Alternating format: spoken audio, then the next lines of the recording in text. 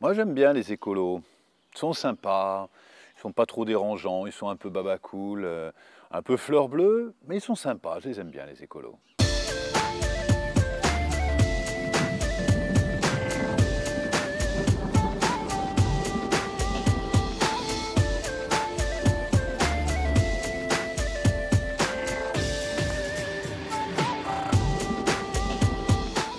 Bonjour et bienvenue au Moulin de Beaupré, bienvenue pour les chroniques du Moulin, ces chroniques hebdomadaires pour lesquelles je vous accompagne à trouver votre inspiration. En tout cas, ce sont des vidéos d'inspiration qui vont autant prendre conscience de la dimension intérieure de notre existence, la méditation, l'introspection, tout ce qui va nous permettre, la philosophie de vraiment trouver un équilibre intérieur.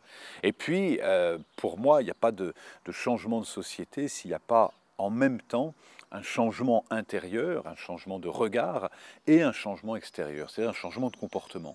Et certains, des fois, bougent beaucoup de choses à l'extérieur sans se remettre, ou voudraient changer beaucoup de choses à l'extérieur sans se remettre eux-mêmes en question, quand d'autres se remettent énormément en question, mais sans poser vraiment d'actes concrets. Et je crois que notre société trouve son équilibre dans toutes les traditions des peuples premiers, dans tout l'enseignement chamanique.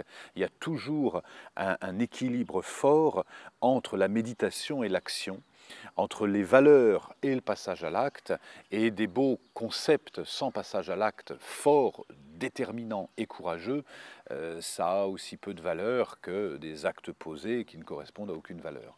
Donc je crois qu'on a vraiment cet équilibre nécessaire de se changer soi-même pour changer le monde. Et quand on parle d'écologie, je trouve que l'écologie dans l'inconscient collectif reste encore un peu une matière accessoire ou secondaire. Quand on était à l'école, quand on regardait le bulletin de notes à la fin de l'année et puis les coefficients, on regarde quoi? Combien il y a en mathématiques, le français, et puis en second temps, les langues étrangères, l'anglais, l'allemand, l'espagnol, et puis les sciences naturelles, et puis en fait, s'il reste encore un petit peu de concentration, on va à ce moment-là regarder ce qu'il en est par rapport à l'art, à la dessin, à la peinture, au chant, à la danse, etc. Et aujourd'hui, l'écologie reste encore comme une dimension marginale, c'est-à-dire que ça représente aujourd'hui à peu près 3% du budget de l'État. Quand il y a n'importe quelle élection, on va retrouver pour le parti écologique entre 6 et 7% dans le meilleur des cas de vote. Donc comme si l'écologie pouvait être considérée comme une option accessoire. Et d'ailleurs, quand on parle d'économie, bien évidemment, on va se dire, ok, cette entreprise ou cette structure est polluante, il faudrait bien sûr l'arrêter, mais en même temps, c'est difficile parce que ça perturberait le bassin de l'emploi. Mais je crois que c'est des questions qui se sont posées beaucoup avec le glyphosate, avec le Roundup, avec toutes ces la question sur les pesticides, la question sur toute cette pétrochimie qui a pris une place énorme dans l'écologie, qui a complètement perturbé l'écologie. Et aujourd'hui, quand on a des décisions fortes à prendre, il y a encore beaucoup de résistance. Or, si on a un verre un verre d'eau dans lequel on sait qu'il y a du poison, c'est pas je vais pas le boire et en même temps c'est je vais pas le boire parce que c'est empoisonné. Et on a besoin d'avoir ce même regard aujourd'hui sur l'écologie. On a les chamans nous appellent, nous les Occidentaux, les petits-enfants de la Terre, en se disant vous êtes capable de détruire la planète sur laquelle, qui est votre ressource, et cette planète, vous êtes capable de la détruire à une vitesse record, vous êtes capable de mesurer la vitesse avec laquelle vous la détruisez, et compte tenu de ces calculs savants, vous accélérez le processus de destruction.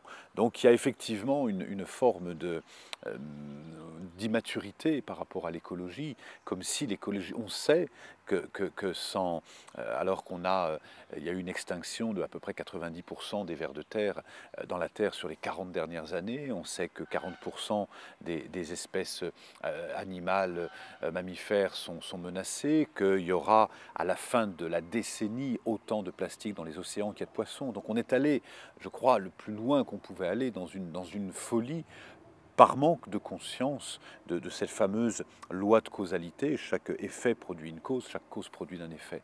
Et aujourd'hui, l'écologie ne peut plus être une option politique, ça n'est que la base, c'est-à-dire qu'il est question de notre survie. Alors, comment développer l'écologie? Pour moi, c'est même pas développer l'écologie, c'est développer la sensibilité dont il est question.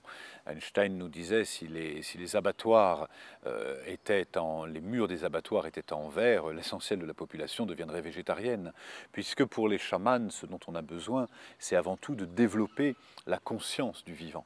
Et la conscience du vivant, ça passe par la conscience des règnes humains, animal, végétal, minéral, invisible, et c'est cette harmonie de ces règnes ensemble qui vont créer réellement un équilibre écologique. Mais on ne peut pas traiter de l'équilibre écologique végétal sans évoquer obligatoirement les animaux. Et aujourd'hui, c'est certain, si je prends ce thème-là, c'est certain que la façon dont nous élevons, par exemple, nos animaux sur ces dernières années a pris une proportion d'insouciance, d'immaturité et de cruauté qui est terrible. Élever des animaux dans le seul but de les tuer, c'est quelque chose qui est juste impensable. Et dans toutes les traditions, on peut vivre avec... Pouf, pouf, pouf, excuse-moi, ça part...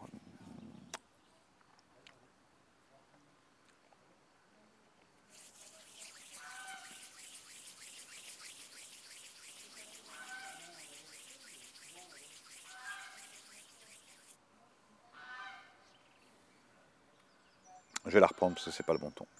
D'accord. Je sais que ta vidéo